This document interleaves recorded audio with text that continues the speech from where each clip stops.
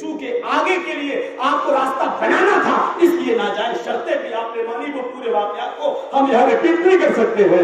تو میرے بھائیو سنیے اور اندازہ لگائیے کہ یہ چیز کیسے جائز ہو جائے گی۔ یہاں تو اللہ کے نبی کہہ رہے ہیں ان نعمتوں کے بارے میں سوال ہوگا۔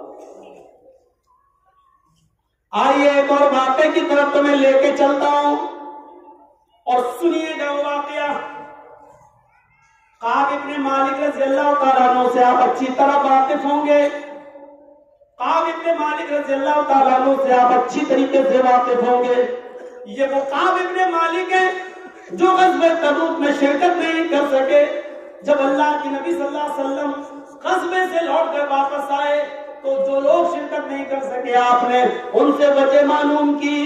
کچھ لوگوں نے جھوٹ بول کر اپنا راستہ نکال لیا، لیکن کعب ابن مالک کہتے ہیں اے اللہ کے نبی، اگر آج میں جھوٹ بولوں گا تو اللہ تعالیٰ کل آپ کو میرے بارے میں بتا دے گا۔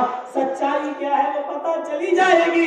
سچائی یہ ہے، میں آپ کو بالکل سچ سچ بتانا چاہتا ہوں کہ وہ میں غزوے میں کیوں نہیں جا سکا، اس جنگ میں آپ کا ساتھ کیوں نہیں دے سکا۔ آپ نے کہا بتاؤ، سچ سچ بتاؤ کیا بات تھی۔ کہنے لگے کعب ابن مالک اے اللہ کے رسول، میری سستی نے اور میری کاہلی نے مجھے مجبور کر دیا۔ میں یہ سوچتا رہا کہ میرا گھوڑا بہت تیز رفتار ہے، ان لوگوں کو جانے دو، میں کل پہنچ جاؤں گا۔ کل ہوتے ہی میں نے کہا کہ جنگ تھوڑی شروع ہوئی ہے، 2-4 دن میں پہنچ جاؤں گا۔ جب جنگ شروع ہو گئی تو میں نے سوچا 1-2 دن اور رک جاؤں، اور یہ ہوتے ہوتے جنگ ختم ہو گئی اور میں نہیں جا سکا۔ اس میں میری کاہلی اور میری سستی تھی، بس میں اپنی سستی اور کاہلی کی وجہ سے نہیں جا سکا۔ اللہ کے نبی نے فرمایا اے کعب ابن مالک، تم نے مجھ سے بالکل صحیح بتا دیا ہے۔ اب سنو، تمہارے بارے میں جب تک اللہ فیصلہ نہیں کر دے تب تک میں کچھ نہیں کہہ سکتا۔ اب سنیے، جو چیز میں بتانا چاہتا ہوں وہ بات میں آ رہی ہے۔ تمہارے بارے میں اب اللہ تعالیٰ جو فیصلہ کرے گا وہی ہوگا، ٹھیک ہے۔ 8-10-15 دن اسی طرح چلتا رہا۔ 15-20 دن کے بعد حکم ملتا ہے اے لوگوں، اللہ تعالیٰ نے کعب ابن مالک سے دعا سلام کرنا بند کر دیا ہے۔ تم لوگوں میں سے کوئی بھی آدمی کعب ابن مالک سے دعا اور سلام نہیں کرے گا۔ لوگوں نے کہا اے اللہ کے رسول، ہم تو کعب ابن مالک سے سلام کلام نہیں کریں گے، لیکن اگر وہ ہمیں سلام کر لے تو؟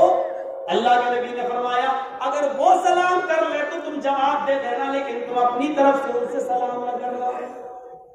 اللہ نے ان سے دور رہنے کا حکم دے دیا ہے، کوئی بھی آدمی ان سے سلام کلام نہ کرے۔ کعب ابن مالک مسجد میں آتے، السلام علیکم کہتے، نماز پڑھ کے نکل جاتے، لیکن کوئی بھی آدمی ان سے سلام نہیں کر رہا ہے۔ لوگ سلام نہیں کر رہے ہیں، آپ سلام کرتے تو جواب دے دیا جاتا، لیکن سلام کوئی نہیں کر رہا ہے۔ آپ کہتے ہیں کہ اللہ، ایسا لگ رہا تھا کہ زمین پھٹ جائے، میں زمین کے اندر سما جاؤں، کیا ایسا دن بھی دیکھنے کو ملے گا؟ مسجد میں جاؤں گا، نماز پڑھوں گا، کوئی آدمی مجھ سے ہاتھ بھی نہیں ملائے گا، سلام کلام بھی نہیں کرے گا، میرا ایسا بائیکاٹ کر دیا گیا۔ 5-10-15 دن پھر اسی حال میں گزر گئے۔ ادھر ایک اور حکم نافذ ہوتا ہے، آئے کعب ابن مالک، آج ابھی جبرائیل ہمارے پاس آئے اور جبرائیل نے کہہ دیا کعب ابن مالک کو مسجد سے بھی نکالو، ان کو مسجد میں نماز پڑھنے کی اجازت نہیں۔ اے اللہ کے نبی، ٹھیک ہے میں مسجد سے نکل جاتا ہوں، تو میں نماز کہاں پڑھوں؟ فرمایا تم اپنے گھر پہ نماز پڑھو اور توبہ کرو، شاید اللہ تعالیٰ تمہاری توبہ کو قبول کر لے۔ کعب ابن مالک کہتے ہیں میں گھر میں گیا، نماز پڑھتا رہا، توبہ کرتا رہا، نماز پڑھتا تھا، توبہ کرتا تھا، کبھی کبھی سبزی گوشت خریدنے کے لیے باہر نکلتا، لیکن کوئی ہم سے سلام کلام نہیں کرتا۔ سبزی اور گوشت بیچنے والا بھی جتنا مانگتا اتنا دے دیتا، لیکن وہ بھی سلام کلام نہیں کرتا۔ مجھے ایسا لگ رہا تھا کہ میرے لیے زمین تنگ ہو گئی ہے، اے کاش یہ زمین پھٹ جائے اور میں زمین کے اندر سما جاؤں۔ مجھے کوئی چیز اچھی نہیں لگ رہی تھی۔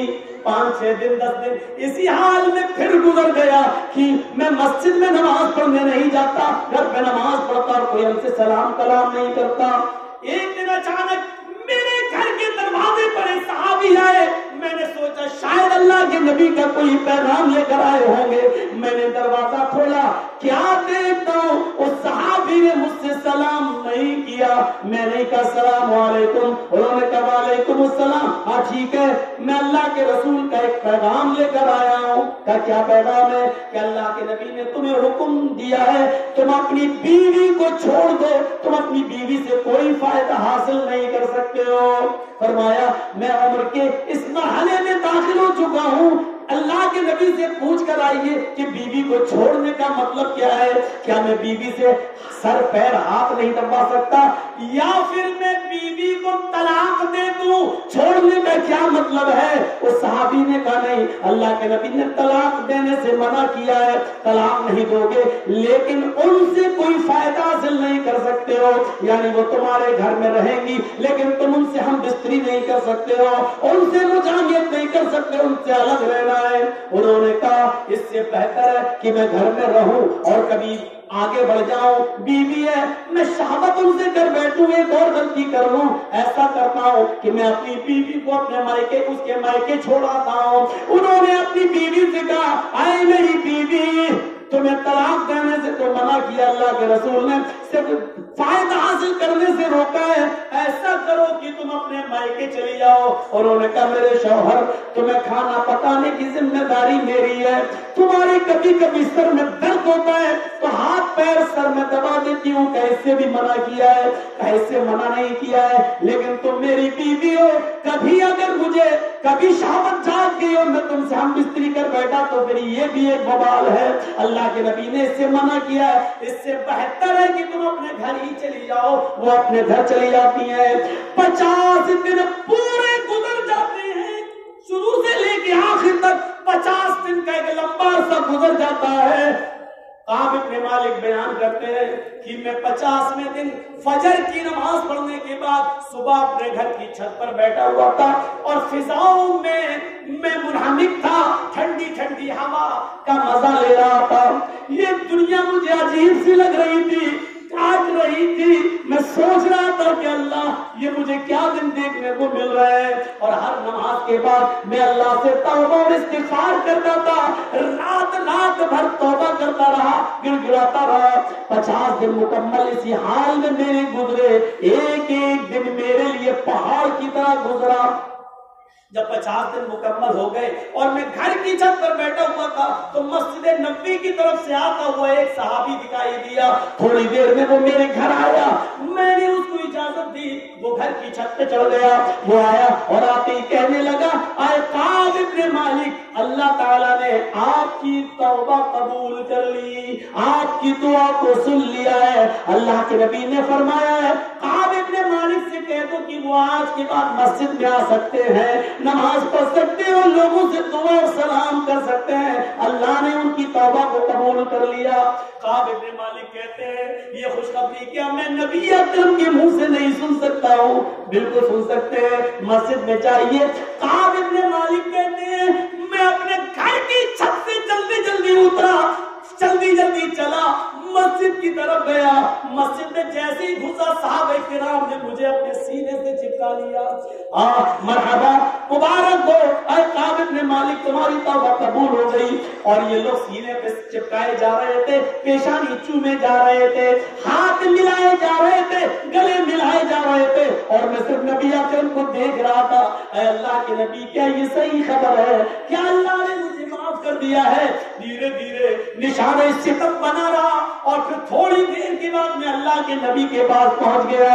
اللہ کے نبی نے میرے ہاتھ کو ٹچ کیا, اپنا ہاتھ میرے ہاتھ میں دیا, مجھے سینے سے لگایا, میری پیشانی کا بوزہ دیا اور فرمایا اے کعب, ہاں یہ سچ ہے کہ اللہ تعالیٰ نے تمہاری توبہ کو قبول کر لیا.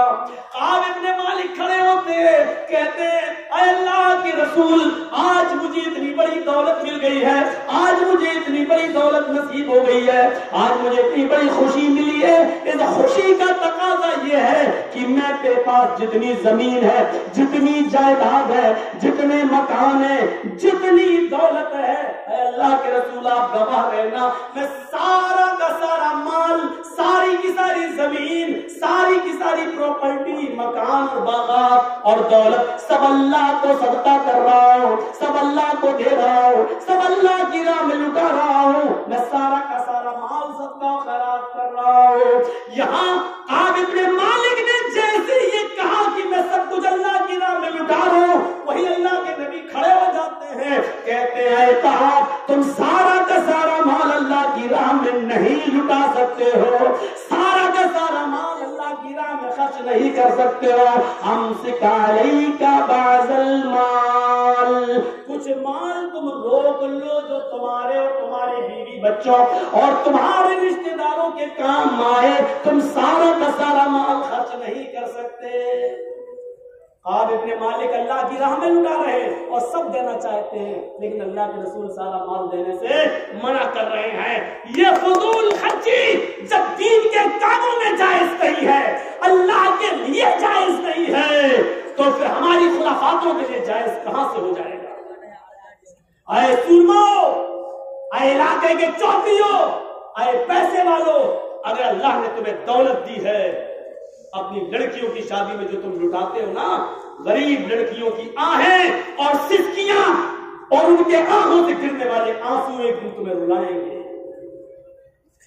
मैं नहीं कहता वो जो खुदकुशी करके मरी है साबरमती की नदी में कूद कर अहमदाबाद में, मैं नहीं कहता कि उसने बहुत अच्छा काम किया। खुदकुशी तो हराम मौत है, खुदकुशी करने वाले की नमाज जनाजा जायज नहीं है, खुदकुशी करने वाले को मुसलमानों के कब्रिस्तान में दफन करने की इजाजत भी नहीं है।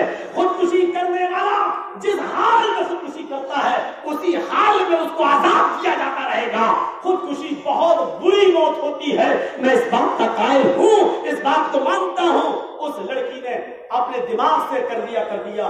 शरीयत में ऐसी मौत को हराम मौत कहा जाता है, मैं इसको मानता हूं, लेकिन उस लड़की को हराम मौत मरने पर मजबूर किसने किया है? क्या समाज और सोसाइटी इसकी जिम्मेदार नहीं है? क्या जहेज की लानत इसकी जिम्मेदार नहीं है?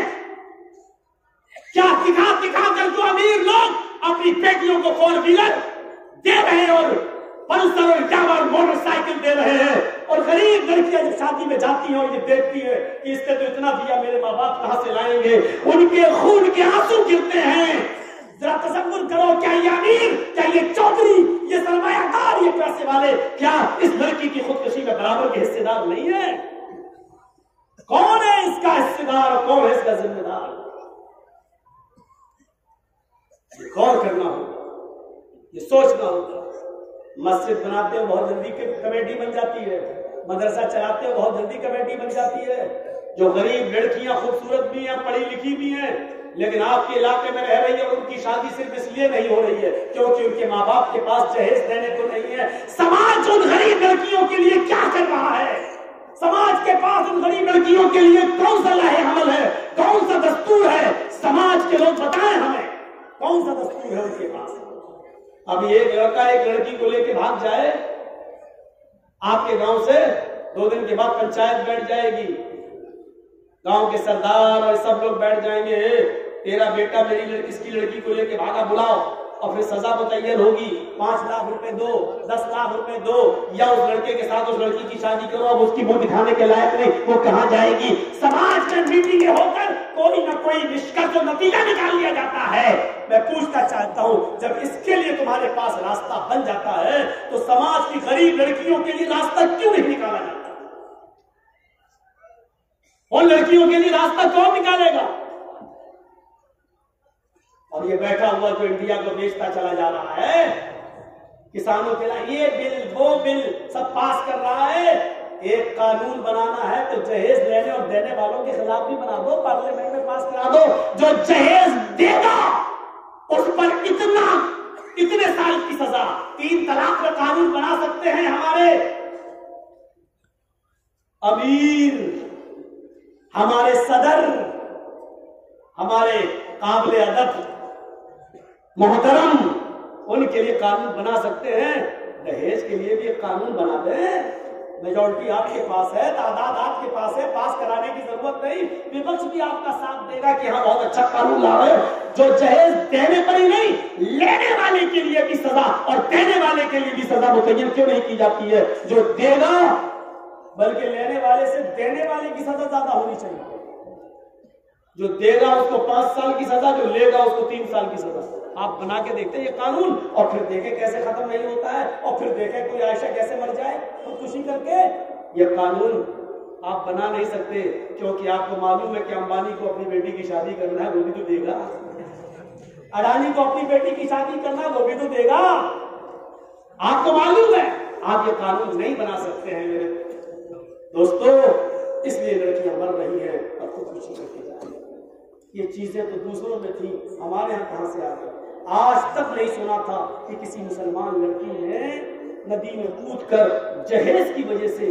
ہم یہی سنتے آئے کہ فلاں غیر مسلموں کے بارے میں وہ چتا میں جل گئی، آگ سے جل گئی، سلنڈر پھٹ گیا اور چولہے سے جل گئی. ہم نے کیوں وہ جہیز کے لیے سسرال والوں میں جلا دیا؟ یہ میں آج تک غیر مسلموں کے بارے میں سنتا رہا. یہ کتنا دردناک داغ لگا ہے آج ہمارے اوپر. مسلمانوں نے جس سماج کے اندر شادی اور بیاہ کا طریقہ یہ ہو کہ وہاں پر جہیز کے لین دین کو حرام قرار دیا گیا ہو، آج وہی سماج، وہی سوسائٹی اور اسی قوم کے لوگ اور انہی کی لڑکیاں آج خودکشی کر کے مر رہی ہیں. آئیے بخاری شریف کی حدیث کے اوپر ایک نظر ڈالیے، اور اس نظر سے آپ کو پتا چل جائے گا میرے نوجوان ساتھیوں. اللہ کے نبی کے پاس ایک عورت آتی ہے، بخاری شریف کا واقعہ. اللہ کے نبی کے پاس ایک عورت آتی ہے اور آ کر نبی اکرم کے پاس بیٹھ جاتی ہے. اللہ کے نبی نے اس کی طرف دیکھا، کیسے آنا ہوا؟ اس نے کہا اللہ کے رسول میں آپ کے ساتھ نکاح کرنا چاہتی ہوں. کیا کہا؟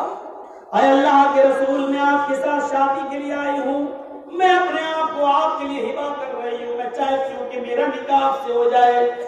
اللہ کے نبی نے اس کو ایک نظر دیکھا، سر نیچے کر لیا، فرمایا اب مجھے کوئی ضرورت نہیں ہے، اب میں کسی عورت سے شادی نہیں کر سکتا ہوں. جتنی میری استطاعت کی طاقت تھی اتنی میں نے کر لی، اب میں کسی سے بھی شادی نہیں کر سکتا. وہ عورت بیٹھ گئی، اللہ کے نبی بھی خاموش ہو گئے. ایک صحابی وہی بیٹھے تھے، کہنے لگے اے اللہ کے نبی، اس عورت نے آپ سے کہا کہ میں شادی کرنا چاہتی ہوں آپ سے، آپ کا کیا ارادہ ہے؟